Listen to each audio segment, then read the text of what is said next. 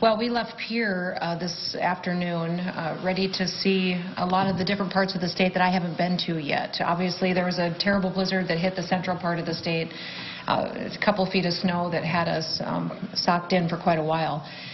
Stopped in Yankton and saw a lot of infrastructure damage, a lot of running water that has taken out roads, culverts, put a lot of stress on bridges. And before I left Pierre, I signed an emergency declaration, which will allow us to collect assessments in every single county so that we can ask for federal help. So now that we're down here in the dunes, this is really where our attention is. We know that water is rising, that we have some more water coming our direction, and that we need to be prepared for that. So what the state is doing is coordinating efforts with local cities and folks and counties, making sure we're prepared for that and that we have the resources that we need, and then also once this is passed, that we are able to collect the amount of damage that there is and make sure that we're submitting it to get the kind of relief that we can get from the federal government. Have you been anywhere in the Dakota Dunes? What kind of things have you seen so far? We just arrived in the dunes today, so we will be taking a tour after this, and then I'll also be viewing it from the air as well. We came down into Black Hawk so that we have the opportunity to see that up close and personal and make sure that we're assessing what the damage is so far and then what it could be when this water recedes. Obviously, this incident isn't over yet, and we don't expect it to be over until early next week. So what I'm asking is for local officials to make sure that they're requesting from the state what they need in order to be prepared for high water levels, and then also to meet the needs of the local communities. We have our Emergency Operations Center open in Pierre. It is staffed with all the different departments and agencies that will assist in this. It's a one-stop shop for our local communities to reach out to get sandbags, to get extra help with DOT, extra personnel through Highway Patrol, make sure that we're getting the mapping and modeling that we need, and then also the folks that will help us assess what damages and costs there may be at the end of this incident. So it's been going very smoothly so far, but we've still got a few more days to get through.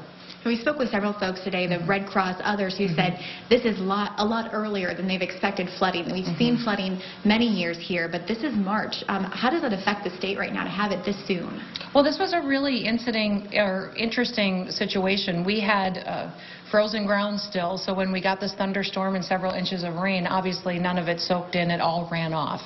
That means that it hit our streams and rivers all at one time and is coming at us pretty quickly. Then we had a dam breach, obviously, that sent a lot more water down the Missouri that's impacting the dunes here today. So we're watching all of that, and we're working with the Corps of Engineers and coordinating with them to kind of thread the needle on how we safely send that water downriver and make sure that we're not going to go over top levees. So it's been a real coordination between federal agencies, the Corps of Engineers, also the state, and with local communities to make sure that we're doing this right. And the White House has reached out multiple times already, well aware of what we're going through, because South Dakota had a unique situation. We had a very serious blizzard in the western and central part of the state, left a couple feet of snow, and a lot of people are still stranded throughout the state. Then down here we're seeing pretty historic flooding. So we've got a lot of different situations going on, and meeting all of those needs gets complicated. Governor, are you looking to talk with some of the residents during your tour this evening? Yeah, we absolutely will be. We'll be visiting with folks and talking to them. We have legislators that are here, local leaders as well. We'll be visiting with all of them and making sure that we're getting them everything that we need. I've been talking with Jeff Dooley quite regularly as well. He's been a great source of information. We all went through the 2011 flood. And that experience is very helpful this time around. There was improvements that were made during that time and after that time that put us in a better position today, and I believe that the Dunes is adequately prepared to take this on. Now talk about, you've got good federal experience too. You know how that works at the federal level. Yep. When there's so much widespread damage, not just in South Dakota, but Iowa and Nebraska, seeing the amount of damage we're seeing all over this region, how does the federal government work at distributing those resources when it comes to so much damage? Well, I believe it's already been helpful. I had relationships in Washington, D.C. that immediately when they heard that this storm system was coming to South Dakota, they reached out proactively and asked how they could be helpful. So that was nice to know that we had folks that were paying attention to this, that as soon as we did clear this incident and collect the the costs of what we incurred for damages, that they were more than willing to partner with us going forward. And just last week, the legislature, in the general bill, funded $500,000 for emergency disaster preparedness as well. So they were proactive in seeing this storm come, knowing that we would have higher DOT costs, higher highway patrol costs, and the fact that they set aside some money to be prepared for that was very wise. I know you said you've been in contact with the Corp. What are some of the concerns you have going forward? I know a lot of residents are concerned about the dam. Well, I'm concerned in particular with good communication. We got to have information we can rely on. We all went through a situation in 2011, I think, that caused us to be uncertain with some of the information that the Corps of Engineers gives us at times, but they've been proactive in communicating with us this time around. And, you know, they've had to change the amount of water that's coming through Gavins quite a bit. You know, it's escalated quickly. So it's at 90 CFS right now, I believe, and will stay there for about the next 24 hours. I believe that's a manageable amount of water coming at us. And we also saw that the water coming in above Gavins has slowed down. So that's good news, and we believe that we won't have to release more, and we should be able to manage our way through this.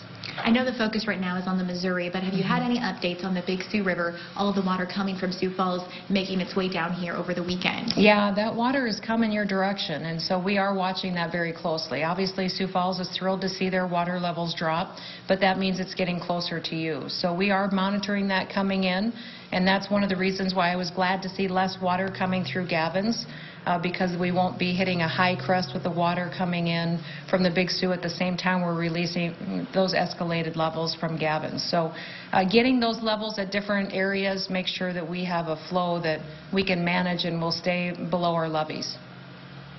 What would you say to people that have concerns about flooding like 2011? Well, you know, that was immediately, I think, a concern of a lot of folks, me included, that we were maybe going to see something like that before. We don't believe that we have that situation today. We do know that there were improvements made for infrastructure, so we're better prepared, and we think that the levels coming at us will be something that we can manage. But we are being extra cautious. We've got sandbags here, extra personnel. People have taken proactive steps. Some have voluntarily left their homes. We've plugged manhole covers and shut down water systems in some areas. So I think that the local community has done incredible things to be prepared, and they've reached out to the state to make sure that they're doing everything that they can to get through this incident safely. Did you see any of the flooding for yourself in 2011 when you were representative? I did, because I had just been elected in 2010, came in, and then we went through that 2011 flood. So I was down here several times during that incident, helped sandbag and do different activities, but also coordinated the federal assistance that we went through and FEMA efforts that happened. So I know you haven't toured any of the flooding here yet in Dakota Dunes, but how does the flooding you saw up in Yankton compare to what you saw in 2011? Well, it's the dam looks about the same as far as releases. I mean, there's a lot of water moving through the dam. This was a little bit different because of the rainfall that they had. The whole county's underwater. And that's a little bit different than just in the impact that happened right at the Missouri River back in 2011. Now, the entire county, at one time, 70 to 80% of their roads were underwater. They had a lot of damage to culverts, county roads, township roads, and that's going to be a comprehensive assessment that will have to be done to really know what the true costs of that damage was. Can we talk about that? What assistance is available for those counties and those townships who are looking at all of the damage to their gravel roads, to their rural roads? What kind of assistance is out there? You know, when this incident ends, which will probably be the beginning of next week, what we've told them is there's 30 days for us to collect those assessments, know what the costs were in damages, and then we submit that at a state level to the federal government for qualifications for an emergency declaration. That will qualify us for FEMA funds, for federal funds, and we will facilitate those counties and townships in getting those costs assessed and documented properly. The state is well trained in that. Agencies and departments are all co-located to help them coordinate those efforts. You know, I would just encourage folks to, if they have questions, to reach out to the state. The Emergency Operations Center is open in Pierre, and it has all the agencies and departments and experts available to them. Your local community officials have been very proactive in preparing for this, and we will get through it. We've been through hard things before, and when people work together, help their neighbors, help their communities, we know that we can go through tough times, but we're stronger, and that's what makes South Dakota pretty special. Well, Governor, thank you so much for your time. We really thank appreciate you. it, and enjoy your tour around the Thank you. dunes. We will. Thank you. Thanks for being here.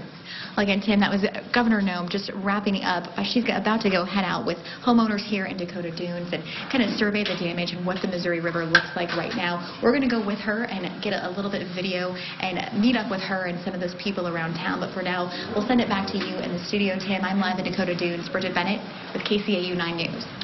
Okay, Bridget, thank you. Again, that's South Dakota Governor Kristi Noem. She's told us that she's confident that the dam in Yankton can handle the amount of water that's currently passing through it, and that Dakota Dunes is prepared to handle whatever water may come its way, due in part to the preparations following that 2011 flood. Our extended flood coverage will continue, of course, at 6 o'clock, but for right now, we want to join World News already in progress.